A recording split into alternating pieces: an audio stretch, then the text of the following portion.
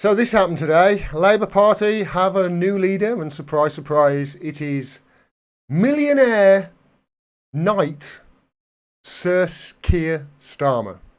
He's the new leader of the Labour Party, of the working class. He's the voice of the working class.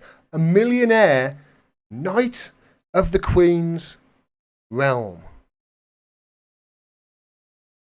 Let's have a look at what Keir thinks is important, shall we?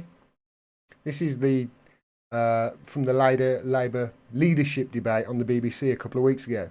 Take a listen to what these were the candidates for the Labour leadership position. Take a look at what they said was what they thought was the most important thing for them to do if they were elected leader. What would be your number one priority were you to become leader of the Labour Party and the next British Prime Minister? Tackling anti-Semitism within the party is what. Tackling anti-Semitism. That's Rebecca Long-Bailey. She was the left. She was the left's choice. She was the choice of the progressive in the Labour Party. And she said the thing that's most important for her, if she was elected leader, was to tackle anti-Semitism in the party.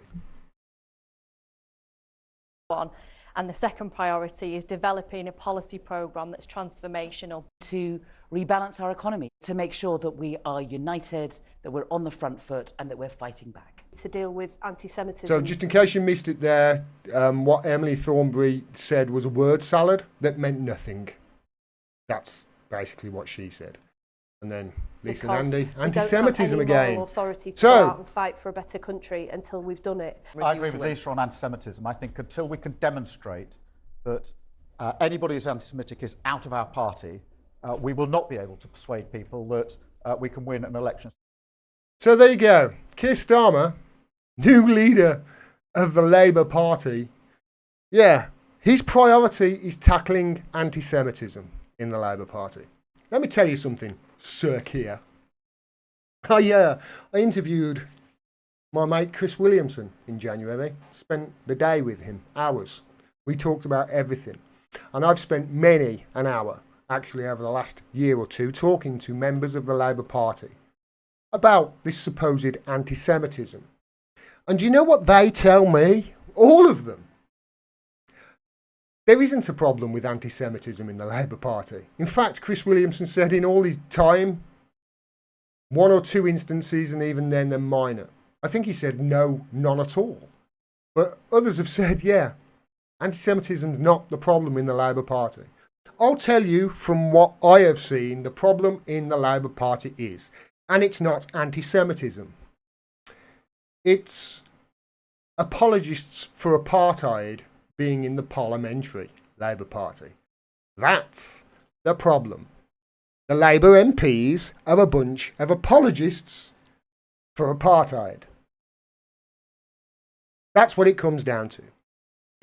If I was stupid enough to be in the Labour Party right now, to be a member, they would kick me out. And it's not because I'm an anti-Semite at all. Palestinian Arabs are Semites. I'm actually sticking up for Semites here.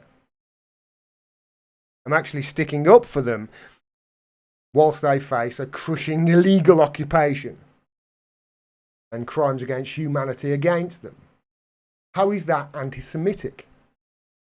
It's not. It's a trick.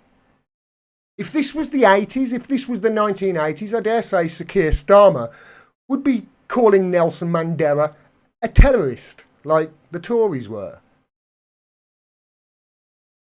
It's just yet more proof, isn't it, that we're Israel and America's bitch. Because, you know, let's face it, Israel is America's 51st state. Our subservience to them really needs to end. But let's look a little bit deeper at Sir Keir Starmer, who is now the leader of Her Majesty's opposition. So this is from Verso. This is a great article from a guy called Oliver Eagleton. This is from January 2020. Excuse me. Clear my throat. The case against Keir Starmer, he said. This article, I read a little bit of it. I've highlighted the paragraphs that I want to show you there. Keir Starmer has made a pitch for Labour leadership on a promise to retain the party's left-wing policies. So let's have a look at his record, shall we? This is the bit I want to talk about here. So Keir's record is impressive. Even if this summary leaves out certain qualifying details, for example, Starmer may have been assigned some of his most noteworthy cases. He was obviously, I think, a lawyer or something like that, a barrister, rather than choosing to take them on. So he had a good record. He was found by a select committee to have restricted the scope of the phone hacking investigation, though. And his estimated net worth of £1 to £5 million makes it somewhat less remarkable that he occasionally works pro bono. Still, there's no doubt that the Labour leadership frontrunner, once voted Britain's fairest man, has done some admirable things, and that his statesman-like persona is better at rebuffing media smears than Corbyn's admixture of defensiveness and piety. Yet a closer look at Sir Keir's past casts some doubt on his self-preservation as a champion of the oppressed. Just listen to this paragraph here. Starmer's campaign video touts his respect for human rights and civil liberties. Well, I mean, human rights. What about the human rights of Palestinians, Keir? Do you respect those? I dare say you want to not talk about those, don't you? I'll repeat this. Starmer's campaign video touts his respect for human rights and civil liberties, foregrounding his opposition to the Iraq War and the NSA presence at Menwith Hill. It cites his Guardian op-ed, published in 2003, which dismantles Blair's use of Resolution 1441 as a pretext for invading and suggests the government's official jurisdiction lacks credibility. That's pretty good. Yet when the SNP proposed an investigation into Blair's apparent lying in the run-up to the war, bolstered by findings in the Chilcot report, Sir Keir voted against it. So he voted against the investigation into Blair's lying. Blair's lying, remember, us into a war that cost around 1 million lives. He also voted for Trident in 2016 and worked tirelessly to secure Labour's support for the investigatory power bill, which expanded state surveillance and authorised bulk collection of digital communications. Sounds really great, doesn't he? Real progressive. As DPP, Sir Keir, by the way, DPP, just in case you don't know what that is the Director of Public Prosecutions. Yeah, Director of Public Prosecutions. And while he was DPP, Sir Keir tempered his love of liberty by fast-tracking the extradition of Julian Assange, process now making its way through the courts. He flouted legal precedents by advising Swedish lawyers not to question Assange in Britain, a decision that prolonged Assange's legal purgatory, denied closure to his accusers in Sweden, and sealed his fate before a United States show trial. Leaked emails from August 2012 show that when the Swedish legal team expressed hesitancy about keeping Assange's case open, Sir Keir's office replied, "Don't you dare get cold feet."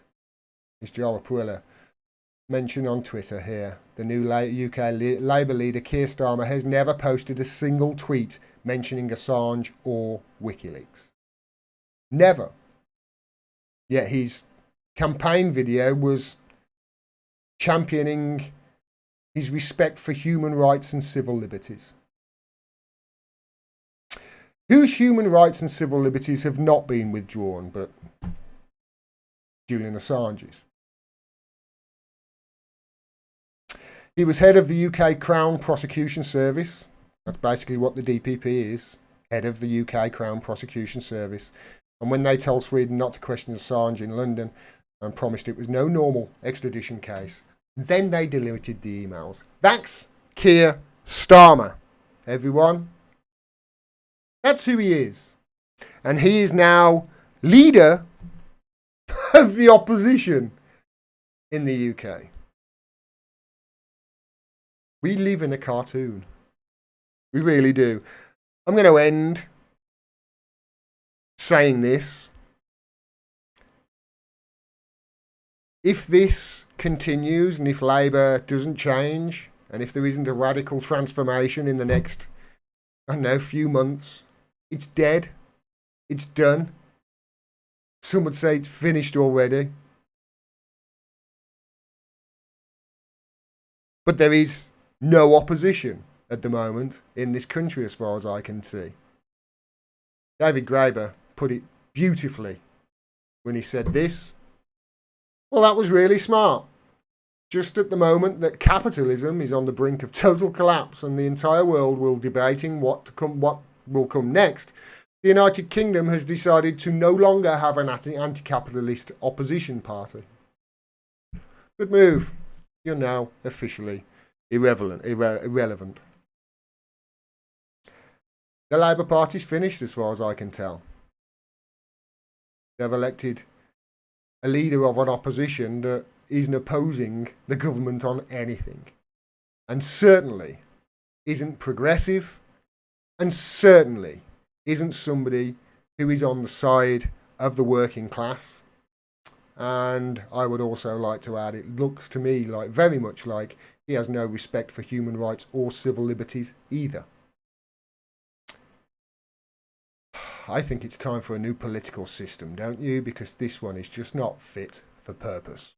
It's certainly not one that you could call a democracy.